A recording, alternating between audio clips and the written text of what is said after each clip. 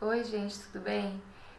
Então, hoje eu queria conversar um pouquinho com vocês sobre alisamento, para a gente entender um pouco quais os tipos de alisamento, como ele funciona, qual serve para qual tipo de cabelo, né?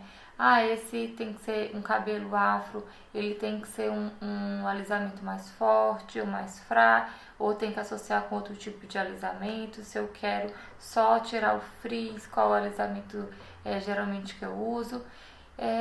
Muita gente pode estar pensando, isso daí é coisa de profissional, eu não tenho que me ligar com isso. Mas assim, o alisamento realmente é uma coisa séria que a gente vai mudar a estrutura do cabelo. Então eu acho que é importante a gente conhecer o mínimo que seja, até pra gente proteger o nosso cabelo, né? Eu já vi vários casos de pessoas que foram realmente profissionais bons, mas acabou acontecendo de quebrar o cabelo, porque tem tipo de alisamento que não pode misturar com outro, senão dá quebra. Então vamos entender um pouquinho sobre isso, até para quando a gente chegar no salão, a gente ter essa liberdade e ter mais conhecimento até de discutir qual tipo de produto vai ser aplicado no nosso cabelo, né? Então vamos lá.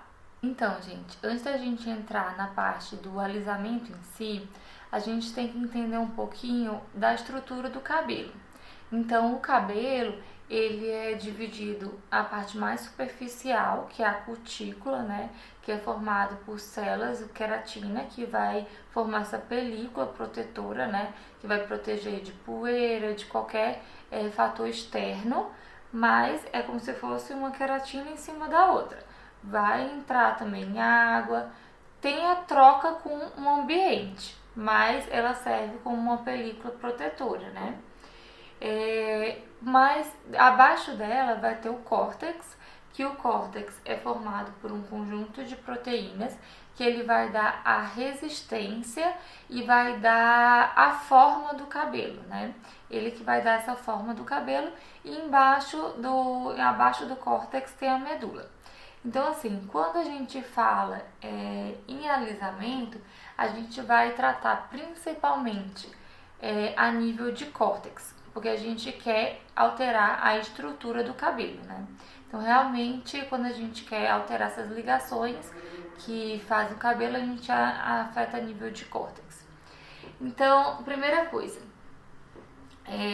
os principais, a forma do cabelo ela é formada por ligações mais fortes, que realmente elas só desmancham se a gente tentar quebrar com um processo químico, e ela também é formada por outras ligações que são ligações mais fracas.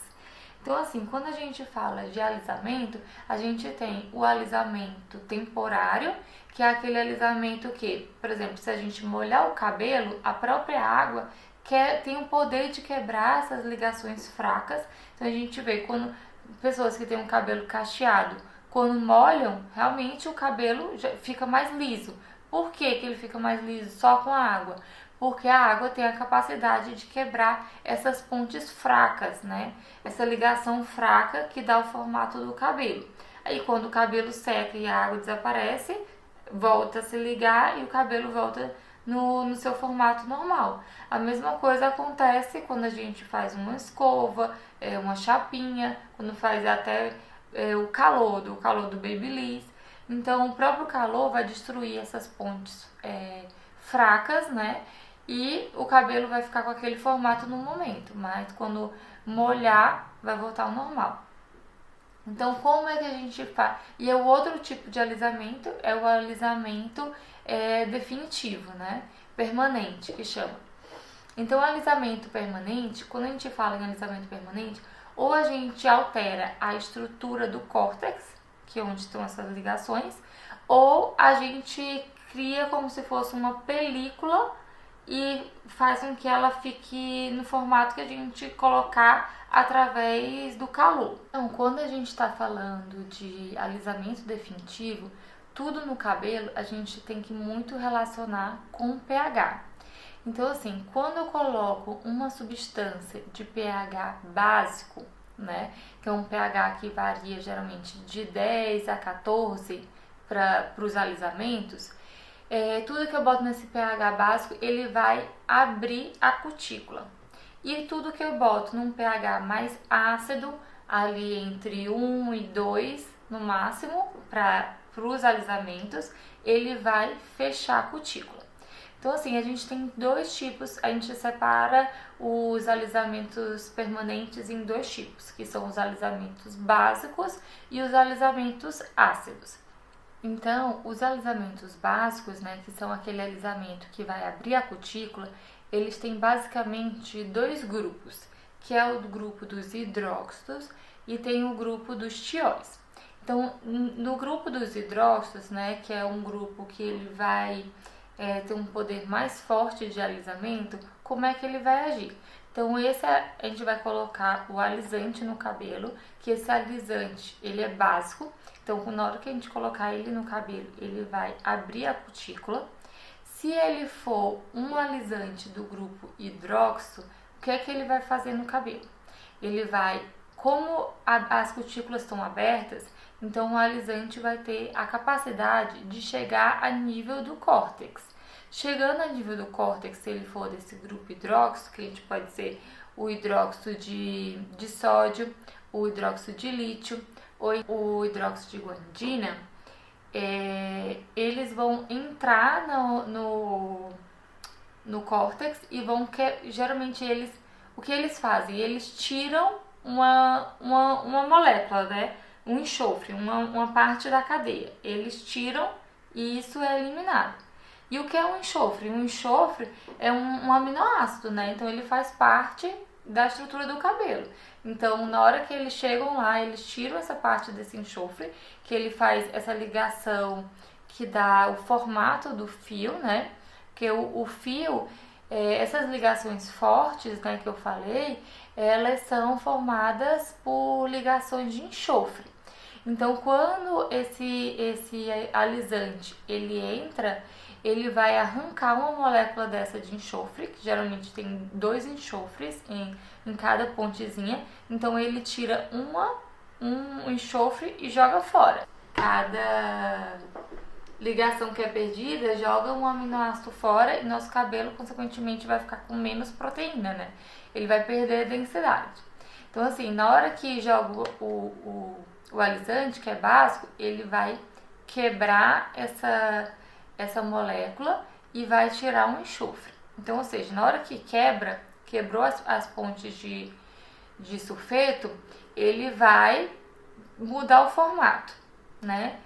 E o que é que vai fazer ele voltar a ter o formato que a gente quer? Então, obrigatoriamente, todo alisante que é básico dos grupos dos hidróxidos, a gente tem que usar um neutralizante. Então, assim, a gente aplica, quebra as pontes e a gente vai ficar no formato que a gente quer e, obrigatoriamente, a gente vai ter que colocar um neutralizante para essas pontes voltarem a se grudar. Mas qual é a questão? Qual é o perigo dos hidróxidos? É que a gente tem que saber o tempo certo dele ficar na cabeça. Porque se a gente deixar ele por muito tempo, simplesmente vai romper todas as pontes de sulfeto, vai romper todas as pontes do cabelo e o cabelo vai partir, vai quebrar na hora, né? Então tem produtos que eles têm esse poder de quebra mais rápida, né? Como do hidróxido de sódio, que ele é super rápido, tem que ser realmente um profissional muito capacitado para fazer, porque senão quebra o cabelo. O de lítio também é bem rápido e o de guanidina, ele é mais lento.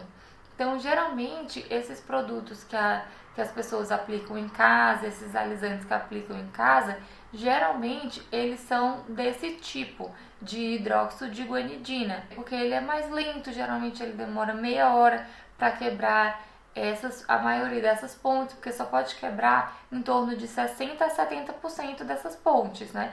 Para o cabelo não partir, porque se quebrar todos ele vai simplesmente partir.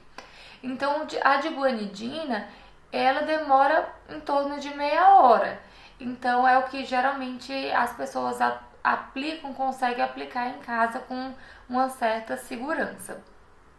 Então, uma parte muito Então, assim, resumindo, a gente já pôde ver que dentre os hidróxidos, que eles vão tirar um sulfato e jogar fora, o mais forte vai ser o de sódio, que ele vai agir super rápido, então a gente tem que ter um pouco de precaução. Outra parte é essa parte da neutralização, porque se eu não neutralizar direito, essas pontes não vão se juntar e simplesmente o cabelo vai ficar mais frágil. Então tem gente que fez o alisamento, o cabelo tá ótimo, mas ao passar dos dias o cabelo vai simplesmente quebrando. Você acha fios de cabelo, pedaços espalhados na cama quando vai dormir. Por quê? Porque ainda tem resquícios do alisante que não foi neutralizado no cabelo e o cabelo vai partir. Outra coisa importante dos hidróxidos que são básicos é que não pode de jeito nenhum passar calor por cima. Então assim, o profissional vai colocar o alisante e ele vai simplesmente manusear com a mão. Ele vai puxando para ficar no formato liso, tá certo? Se colocar calor, o cabelo quebra também na hora, tá certo? Aí o outro tipo de alisamento é do grupo tiol. Como é que os tióis vão agir? Então, outra coisa. Do grupo dos hidróxidos, como eu disse para vocês, que ele vai tirar a ligação que faz o formato do cabelo, essa ligação forte, tem 2 enxofres. E quando ele faz essa quebra, ele tira um enxofre e joga fora. Então só sobra um enxofre no cabelo a cada aplicação. Então assim, o profissional não pode de jeito nenhum, quem fez alisamento com hidróxido, passar por cima. Porque na hora que passar por cima, o que vai acontecer? Vai quebrar de novo essa ponte e vai arrancar o único enxofre que ainda tinha no cabelo. Então o cabelo parte na hora. Então assim, não pode de jeito nenhum. Se passou, fez o alisamento daqui pra cá, não pode encostar. Na hora que encostar em cada fio, vai romper. Então por que isso é importante? Porque às vezes a gente vai fazer um alisamento num salão, não sabe nem qual é o tipo de alisante que está passando no nosso cabelo. Aí a gente vai, sei lá, 6 meses depois, 3 meses depois, não gostou daquele salão, aí vai pro outro salão. Eu quero fazer um alisamento. Você já fez alisamento no cabelo? A pessoa já, mas não sabe dizer qual foi o tipo de produto, não sabe dizer nada, ou às vezes até não diz pro profissional que fez alisamento. E aí, se ele passar 2 alisamentos desse grupo que é básico, um por cima do outro, pode ser não necessariamente do grupo hidróxido, qualquer tipo de alisante do grupo básico, se passar um por cima do outro, o cabelo quebra na hora. Então eles são incompatíveis.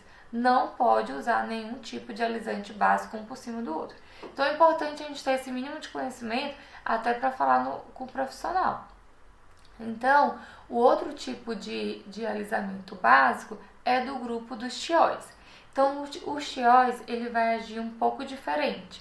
A gente viu que o hidróxido vai entrar, como a cutícula está aberta, que ele é básico, né? O alisante vai entrar, vai quebrar essa ligação que dá o formato do fio e depois tira um enxofre e vai religar. Já os tióis, ele não tira esse enxofre. Ele simplesmente vai romper, ele vai fazer um desarranjo nessas ligações e quando for neutralizado, ele vai se juntar no local que a gente reposicionou com a massagem. O grupo dos tióis, ele é o único grupo dos básicos que ainda pode se usar chapinha. Então vamos falar agora dos ácidos. Então, como eu disse para vocês, tudo que está em meio ácido, ele vai fechar a cutícula. Então, como esses alisantes vão agir, como eles vão ter a capacidade de chegar no córtex se a cutícula está fechada, para quebrar essas pontes de sulfeto e alterar a estrutura do cabelo. Então, assim, todos os alisantes ácidos, eles não vão agir dessa forma, eles não vão chegar a nível de córtex. Então, assim, os alisantes ácidos têm praticamente 3 tipos, que é o formol, o glioxílico e a carbocisteína. Então, o formol, que é o formol que usa no cabelo, é o mesmo que é usado para conservar biópsia, é o mesmo que é usado para outras finalidades. Então, ele vai formar o quê? Ele forma um filme. Ele encapa o fio do cabelo, né, com um filme. A molécula do formol vai aderir aos aminoácidos da cutícula. Aí sim, os ácidos vão agir mais sobre a cutícula e formar esse filme. Então, mas como que o cabelo vai ficar no formato desejado? Porque todos os alisantes ácidos, eles precisam de calor para o cabelo ficar do formato que a gente colocar. Se a gente passar um formol no cabelo e não passar uma chapinha, simplesmente não vai acontecer nada. O cabelo vai continuar com o mesmo formato que ele tem. Porque o formol em si, ele não tem capacidade de mudar, de alisar o cabelo. Ele não alisa, o que alisa é a chapinha. Então, o formol, ele vai formar esse filme, que vai passar a chapinha por cima e o cabelo vai ficar no formato que a gente deixou através do calor, que pode ser tanto liso como cacheado também, que são os permanentes cacheados. Então, como o formol ele faz essa película, o cabelo teoricamente fica com aparência mais bonita, né? Mais saudável, mais brilhoso, porque ele formou essa camada. Mas o que a gente associa muito é que o formol é como se fosse uma maçã do amor. Uma maçã do amor por fora, ela não é toda lisinha, brilhante, e por dentro é toda macia, às vezes tá até estragada e a gente não tá nem sabendo porque tá só aquela película por fora. O formol é a mesma coisa. Teoricamente, se a gente fizesse só um formol uma vez na vida, o prejuízo seria muito menor, porque seria só uma película do formol, que o formol ele vai saindo com o tempo, né? Então, em média, a gente tem umas 5 camadas de cutícula, né? Isso depende muito da raça, do tipo do cabelo, mas vamos colocar assim que tem em média 5 camadas de cutícula ou fio. Então, se eu passei uma camada de formol por cima, teoricamente, quando o formol fosse saindo, que ele gruda, é uma ligação irreversível com a cutícula, então quando ele vai saindo conforme as lavagens, enfim, até pegando o cabelo ele vai saindo, ele vai trazendo junto com ele um pedaço da cutícula, tá? Porque essa ligação é irreversível. Mas como a gente não tem só uma camada, se fizesse o formol só uma vez, não teria tanto prejuízo porque ainda ia ficar as outras. Agora, qual o problema? É que a pessoa tem gente que faz todo mês, tem gente que faz de 2 em 2 meses. Então, vai criando uma camada por cima da outra do formol e vai chegar uma parte, além dele ser um filme, que o cabelo vai ficar impermeável, não vai entrar nada nele, não vai ter troca de água com meio nada, por dentro, conforme ele vai sendo destacado, vai chegar a um nível que não vai ter mais cutícula e ele já vai agredir o córtex. Então esse que é o principal problema do formol. Além disso, o formol, como ele forma essa camada dura, né? Pensa na maçã do amor, né? Ele vai formar essa camada dura. O cabelo ele vai ficar menos maleável e vai ficar mais frágil, menos resistente. Como se eu passasse, por exemplo, várias camadas de formol, qualquer encostadinha ele vai partindo. Vai partindo porque ele ficou sem maleabilidade. Ele ficou um cabelo mais rígido. Tem esse problema, além do formol ser proibido, né, no Brasil, nas concentrações que ele dá, por conta de... o principal problema do formol, se a pessoa usar, vamos supor, uma vez na vida, lógico que ele não vai... Problemas respiratórios, sim, na hora que estiver usando. Mas não é que ele vai, uma vez, se a pessoa usou uma vez na vida, vai dar câncer, entendeu? Agora, os profissionais de saúde, as pessoas os profissionais de saúde, os profissionais do salão que ficam todo dia em contato com formol e até todo mundo que tá no salão, nem o próprio cabeleireiro em si, mas a manicure tá lá, todo mundo que tá sentindo aquele cheiro de formol, eles estão predispostos a desenvolver câncer, né? Principalmente câncer de vias respiratórias. Então esse é o grande problema do formol. Então realmente ele foi proibido pela Anvisa por conta disso. A gente sabe que assim, continua sendo usado, né, em muitos salões e às vezes eles misturam no produto que a gente nem sabe. Às vezes os alisantes têm tantos nomes, né, eles colocam tantos nomes para o mesmo produto, botox, escova japonesa, não sei. Então assim, como a gente vai conseguir identificar se o alisante tem formol ou não? Então assim, você tá alisando o cabelo, se ardeu o olho, tem formol. Porque vários alisantes têm cheiro forte, né?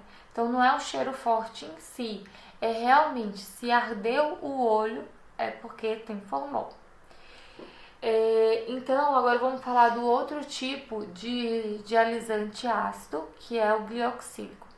Então o glioxílico ele foi criado justamente para tentar superar um pouco essa questão do formol, que realmente é cancerígeno e tal. Então o glioxílico ele vai também se ligar à cutícula do cabelo, só que ele vai ligar primeiro de uma forma reversível.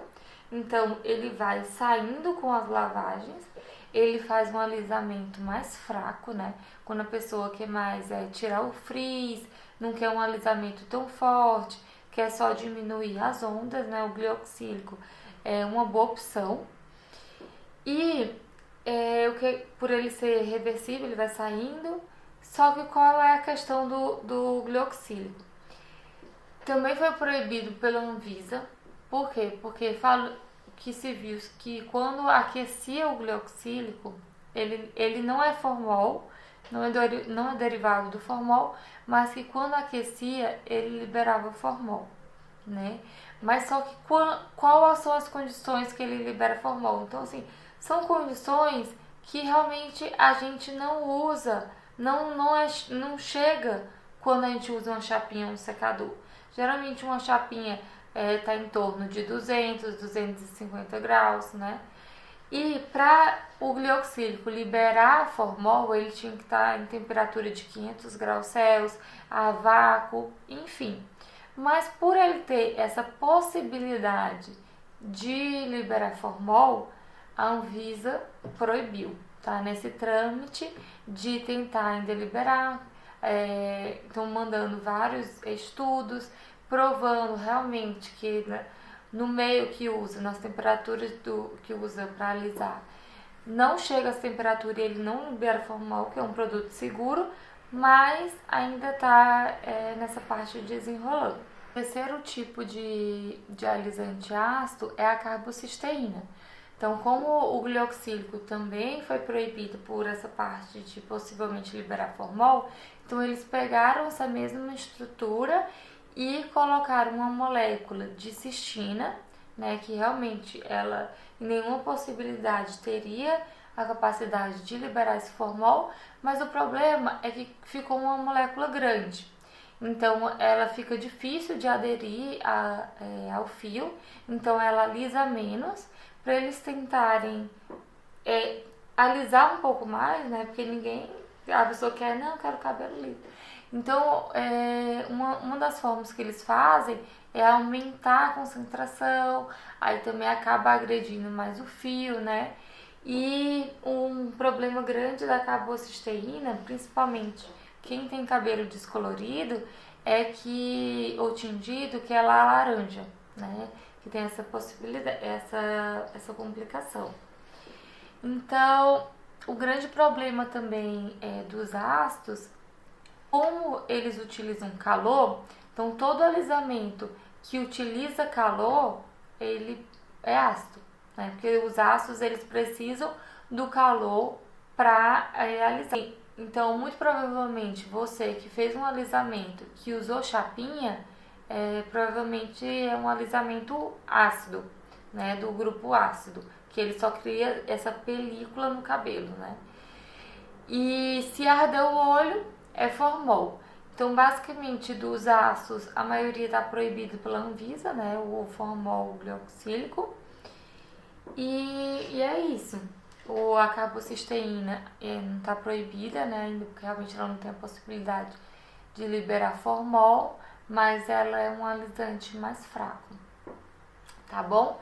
Espero que vocês tenham gostado. Ficou uma aula quase, né?